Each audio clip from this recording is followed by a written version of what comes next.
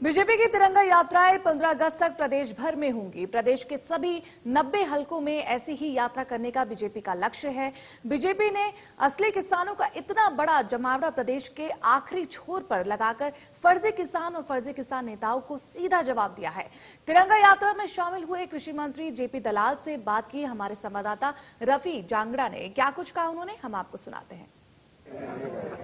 कल सुबह जब कारवां शुरू हुआ था तो इस बात का इल्म नहीं था कि भीड़ में तब्दील होगा और लगातार 40 किलोमीटर तक हमने देखा था कि किस तरह से चारों तरफ तिरंगा ही तिरंगा, चारों तरफ ट्रैक्टर ही ट्रैक्टर और साथ ही साथ चाहे किसानों की बात करें, आमजन की बात करें। हालांकि एक दिलचस्प बात ये थी कि एक पार्टी के द्वारा कार्यक्रम आयोजित किया गया था लेकिन पार्टी का झंडा गायब दिखाई दिया था।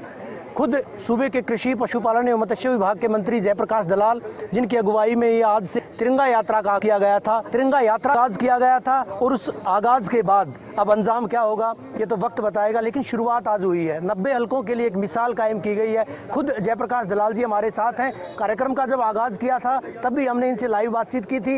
एक बार फिर से जब अवसान किया गया इस हलके की यात्रा का तब भी हमारे साथ उनसे बात करेंगे।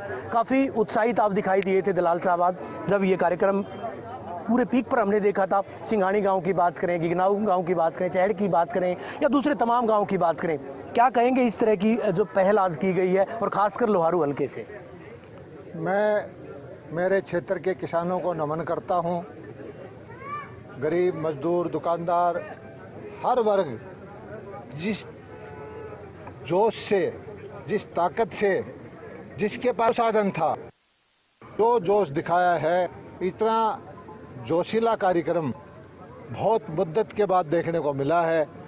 और ये परिणाम है कि हमारा इलाका वीरों की भूमि है, फ्रीडम फाइटर की भूमि है।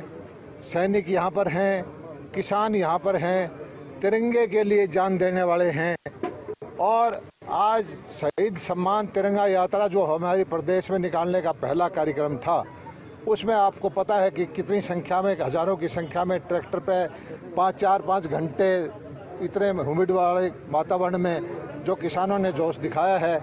मुझे तो एक ही काम करना है, इनको नमन करना है, इनका आशीर्वाद बना रहे, प्रभु मुझे इनकी सेवा का मौका दें, ये मेरे मालिक हैं। 11 बजे जो है आगाज किया गया था। हालांकि 10 बजे लोग जो है किसान इकट्ठे होने शुरू हुए थे।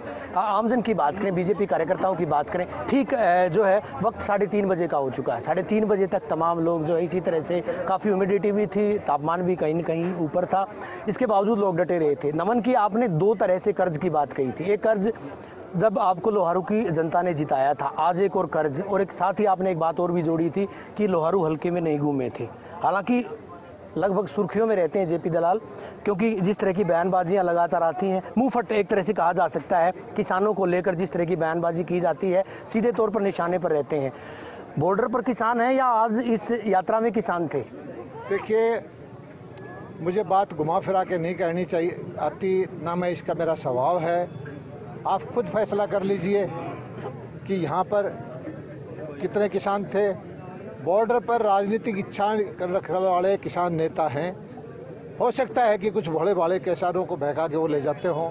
मेरी उनसे भी प्रार्थना है, बहुत हो चुका, इस देश को आगे बढ़ने दें, किसानी को आगे बढ़ने दें। हम पल पल किसानों के लिए जीना चाहते हैं, पल पल किसान की हालत को सुधारना चाहते हैं। हमारे प्रधानमंत्री किसान की आमदनी को दुगना करना चाहते हैं।